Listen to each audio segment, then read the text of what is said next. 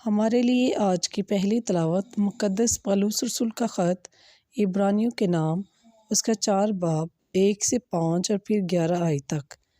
بس جب کہ اس کے آرام میں داخل ہونے کے وعدہ باقی ہے تو ہمیں ڈرنا چاہیے، ایسا نہ ہو کہ تم میں سے کوئی پسماندہ پایا جائے، کیونکہ ہمیں بھی انہی کی طرح خوشخبری دی گئی ہے، لیکن انہوں نے کلام سننے سے فائدہ نہ اٹھایا، اس لیے کہ ان سننے والوں میں اس کے ساتھ ایمان شامل نہ تھا۔ کیونکہ ہم ایمان لا کر آرام میں داخل ہوتے ہیں، جس طرح اس نے کہا کہ میں نے اپنے غضب میں قسم کھائی کہ یہ میرے آرام میں ہرگز داخل نہ ہوں گے، اگرچہ دنیا کی تکوین کے وقت اس کے کام ہو چکے تھے۔